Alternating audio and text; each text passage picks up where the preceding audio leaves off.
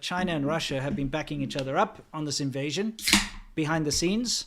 So much so that, the CCP actually asked Russia to wait until the Olympic ceremony had ended before the invasion. And you know what? It's backed up because the invasion literally happened hours after the closing ceremony of the Olympics. What a surprise. I mean, they could have made it a little less obvious, right? Yeah, absolutely. Western intelligence figured out that something very important.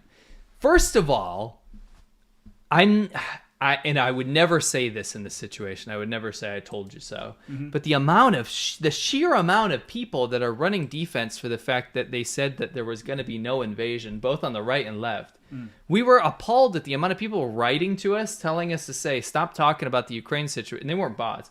Stop talking about the Ukraine situation. It's never going to be a war. Yeah. And we were like, what are you talking about? The literal intelligence has proof of this, right? Mm-hmm. Well, lo and behold, right? Now they're continuing to run defense and saying, oh, well, they may have said that, but it was just a fluke, like there's still no evidence that they were gonna do that. Yeah. Well, anyway, we're in the current reality here. And one of the more important things that Winston and I want to bring up is the collusion with China and Russia. Correct. It's very important to pay attention to this because China is trying to simultaneously play the I didn't have anything to do with it role, and then also we fully support the Russian government role. And that's very alarming because what they're going to do is try to play the West and the East against each other. Well, right now, what China's doing literally is in all their press releases, they're trying to make out as if they respect the idea of sovereign borders. Yes. Well, because it's been their prerogative since day one. But at the exact same time, they're saying that what Russia's doing to the Ukraine is justified because of NATO and America and stuff. So how can you say two opposite things? Right. Because what Russia's doing to Ukraine, I got to get that out of my head. I'm a kid of the 80s, all right? You're working on it. What's happening there is they are violating sovereign borders. Yes. I mean, it's literally the nightmare of China. The problem with that is that there was a lot of speculation, a lot of people writing defense for China. And they were saying, well, they were blindsided too. They didn't know Russia was going to invade. And that was actually a narrative, and it was kind of, I saw it in some mainstream media outlets as well. They were running with this, it was opinion pieces, but they were running with this narrative that, wow, China's in a really tough spot. Of course they were going to back Russia, but now they're going to have to rethink it because they didn't expect an invasion like this. And that just turned out to be empirically false. Completely false. In fact, China knew, of course the leadership knew about it. And that's where it comes down to the real controversy here is that they asked the Russian government to delay the invasion of Ukraine until after the Olympics. Yeah. And that is really a big issue. That's not just some rumor. No.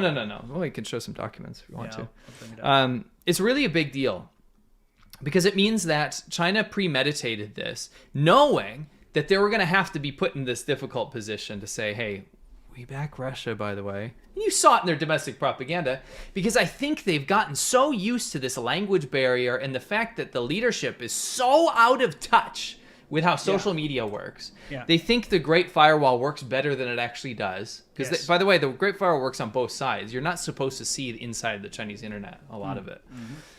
There's not going to be any journalists. We kicked all the journalists out, so there's going to be no public opinion on the ground to report on, right? Yeah. So we'll be able to go and say, hey, Chinese people, we support Russia, and so should you. No one's going to find out about that, right? Yeah. We're going to go over and show our foreign ministry, and we're going to say, we support the sovereign borders of every single country. We don't get involved with other countries' internal affairs when they're blatantly doing it. Yeah, right? Just blatantly flying in the face of all this stuff. And when that didn't work, they had to, what they were blindsided by was not that Russia was invading Ukraine. They were blindsided by the response of the fact that everyone saw through that. Yeah. And they said, China, what are you doing? You're actively supporting the opposition that everyone's ganging up against right now with sanctions and stuff. You're cutting them deals. Yes. Now, unrestricted wheat imports and trade. Gas, oil, all this stuff that you're not supposed to do because the rest of the world is sanctioning Russia. Yeah. And then not only that, they watch the rest of the world kind of fall in line and say, you probably shouldn't be invading anyone. So what did China do is not to say, we don't actually support this. What they actually did was just blame it on America. Yeah. Right? They took the Kremlin bot opinion and they said, hey, it's all America's fault. So if you guys are not aware, just before the invasion, the U.S. intelligence shared with the Chinese government troop buildup, intelligence, and so on about what Russia was doing on the border of the Ukraine/Ukraine, whichever you prefer. U.S. intelligence had a lot of information about the troop buildup and so on. They shared it with the Chinese government as a, hey, look, this is what's going on, just so you know, and like hopefully you can help de-escalate the situation or whatever. The Chinese government then shared that intelligence directly with Russia. They're like, Correct. oh, look what the U.S. knows about you. Look what the U.S. is saying about you. If that didn't show you the allegiance straight from the get-go. So they did that. Now, look, there's something which has been around. I'll show you. We've got it here. There's an agreement. In fact, I've got the Chinese one as well, which we can show in the future. But I have the Chinese agreement. In 2015, Russia and China signed this agreement that they cannot badmouth each other publicly in the press, pretty much. Mm-hmm. So they've been planning this online whole, as well, mostly online. Yeah. I mean, the press, online, news, sure. that kind of thing. They've been planning this like little alliance or axis or whatever you want to call it for a long time now. Yes. Okay, so it's been in the works. So what did the foreign ministry dude have to say exactly? So basically what happened, I'm just going to read a couple blurbs here. You can put him. Okay. So got exclusive conversation here. All right, let's show it, shall we? You told Russia to invade? Yeah, until after the Olympics. Why? Well, pause there. Oops. It's obvious that the reason that they waited was because Emperor Xi Jinping told them to. Yeah, right? that's right. And what he says goes, Mm-hmm. right? This is obviously a parody. We just got a bunch of new tools in our editing rig. Yeah, I so just wanted to try show it out. off. Yeah. Not a real conversation. Yeah. Anyway, put up our friend Wang Wenbin here. Mm-hmm. So this is as another little editing tool. This is a real quote though. Yeah. So Wang Wenbin is one of the foreign ministry spokespeople, and the Ministry of Foreign Affairs. So what happens is that these wolf warriors go out there and defend China voraciously, but actually what it is a direct opinion of the top leadership in China, Chinese government. A lot of people were. New York Times put out this thing here. Yeah. This what we're talking about, to make it clear, is the whole agreement between China and Russia to start the invasion after the Olympics. Okay, which we can, by the way, see here are the documents. Yes. All right. The documents have been verified by the New York Times, who ran the article. All right. Yes. And whatever you want to say about the New York Times, they still are a credible source when it comes to journalism. They do their citations, they do their back checking, and so on.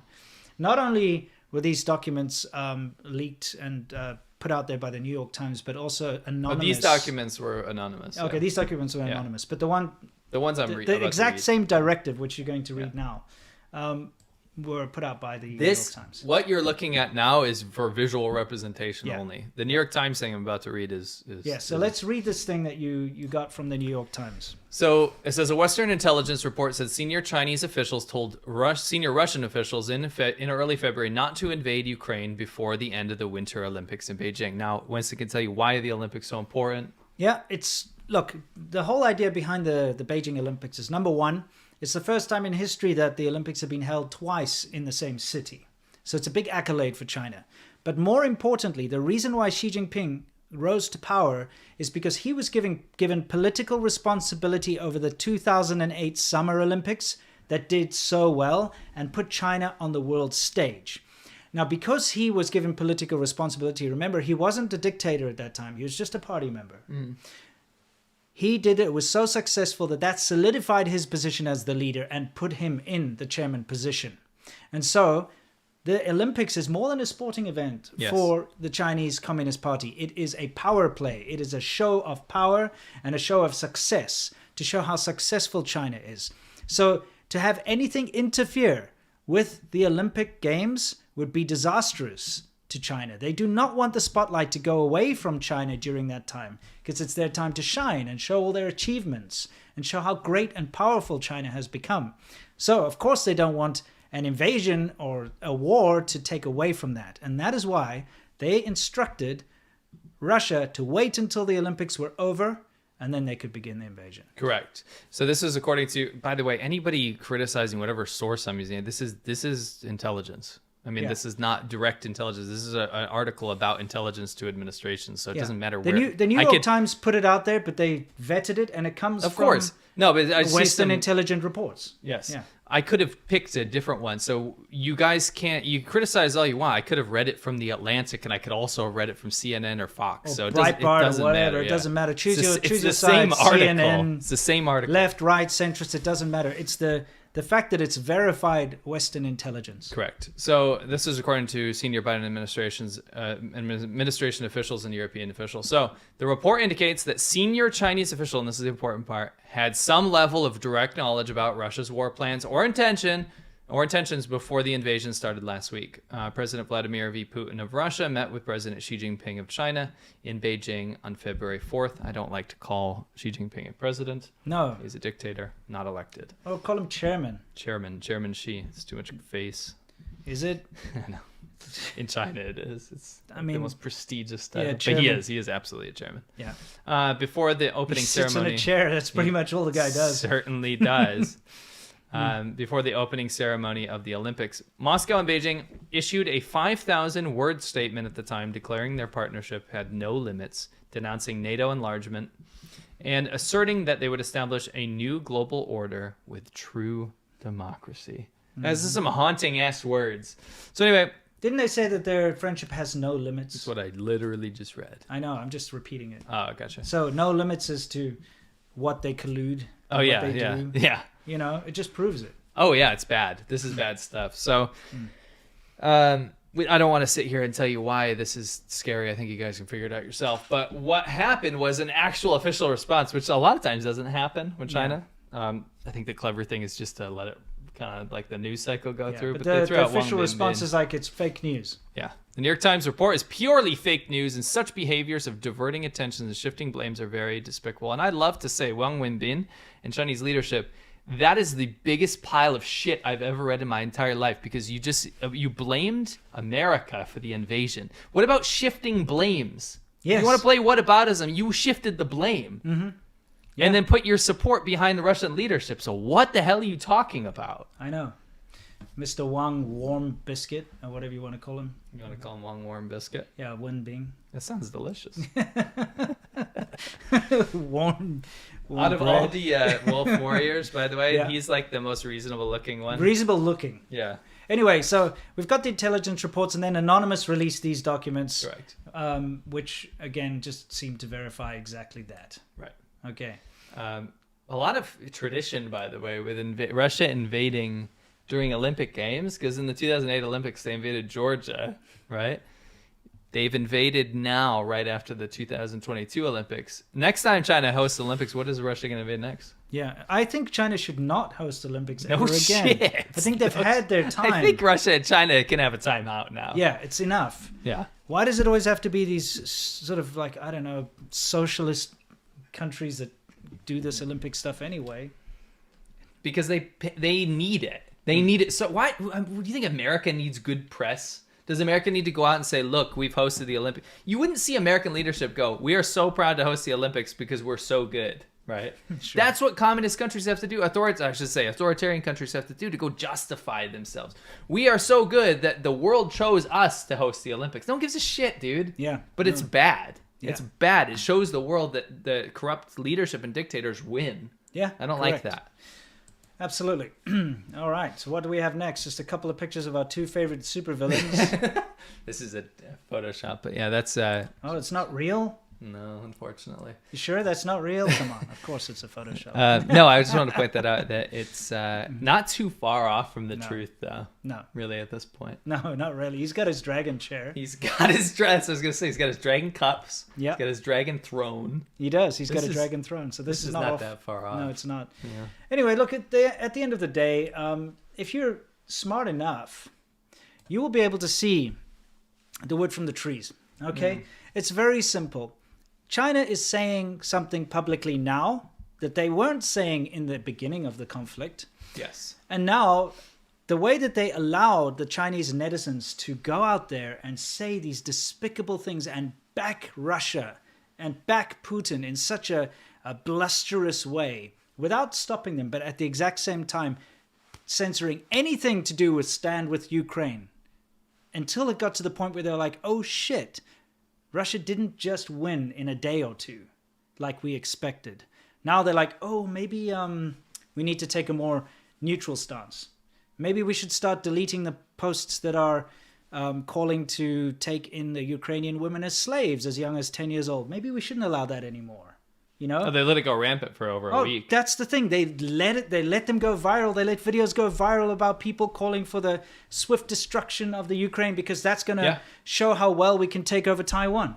They allowed that stuff. Yeah. While at the same time completely deleting anything about the Ukraine. Right. So remember, as I said in my video, China has the most controlled internet in the world. Yes. And I mean... Other than North Korea. No, North Korea doesn't have internet. Yeah. Well, okay. Intranet. Yeah. China has the most controlled internet in the world. If they do not want an opinion out there, you can't have that opinion out there. No, so that, you know, like when people are like, wow, it must have gotten really out of control. China endorses things that are, if it's viral, it's endorsed. Yes. You cannot have something viral. No. Okay? It'll be gone. It passes direct. I don't know what the threshold is, but as soon as something gets enough views, it will pass directly through the mouth and the eyes of the censorship board of the Chinese government. Yeah, they get to see it. Oh, this is doing well. What is it? Oh, it's not something we want. Scrub it. And scrub and shut down accounts that are boosting it and get rid of it. And that's what happened. Like, look with Peng Shuai. Out for 30 minutes. Gone. Okay? If people hadn't sent those screenshots outside of China, where the rest of the world picked up on it, it would have been done. Yeah. Okay? And so with the whole like, oh, let's take Ukrainian women and, you know, let's nuke Ukraine and stuff, those things were going out for days and days. A week. And being pushed out there and going viral and having massive discussions and all that stuff. The only reason that's allowed is because the government endorses it and allows it. So they're like, this is an opinion that we can stand by. This is an opinion we want circulating around in the populace because we want our populace to be pro-Russia right now. I don't want people to think we're being like super black and white, like, oh, we're putting words in the mouth of the Chinese government or something. Sure. That's actually how it works. And the reason we bring these distinctions up is it doesn't work like the West or the US. Like you think, oh, the Chinese internet's just a Chinese language version of America or something. It's not like that. When something goes out there and, like I said, hits a certain threshold, it's endorsed, right? Yes. It's either endorsed or it's blocked. So if you see very horrific things going around on the Chinese internet, that's a really worrying trend that the Chinese government wants that sentiment to permeate the society. Yes. It's bad. That's correct. It's bad stuff. And anyone who tries to talk against that whole narrative that we just put out there, you know they're lying. I mean, we have so many examples of when they've shut things down when they don't want it. The Wumao corner today is a pretty big one because of that. And actually, one thing I do want to point out, though, is that look at the seemingly innocuous pulling the coverage of the soccer game, right? Because there was Stand With Ukraine stuff up. Yeah. Is that not just blatant proof that the Chinese government is supporting Russia over Ukraine? They've already picked a side. There is no this dialogue of people accusing us of saying we're blaming China for an issue that they didn't take a stance on. They took a stance, guys. They really did. If you had watched Chinese state media, the first week of the invasion, all they were saying is how good Russia is, how great Putin is, and why Russia deserves to be doing what it's doing. Oh, they're just taking over their little brother, you know. Oh, the West is always meddling in this and that, you know. Wada. If you see the actual real news coverage, it's all pro-Russia. Yes. They took that stance, they ran with it, and now they're kind of backtracking simply because it's not working out the way they expected. Yeah, they thought it would be a very quick victory. China wanted the bad press for a couple days. Yeah. Okay, yeah, but then, they picked the winning side. War's over, news cycle changes. Yeah. Nope. War turned out to be a huge logistical nightmare, and now China's like, they're not regretting supporting Russia necessarily. They're just dialing back how they're actually portraying it to the world. And we actually see it through the lens of the paid Western shills. Which we'll get.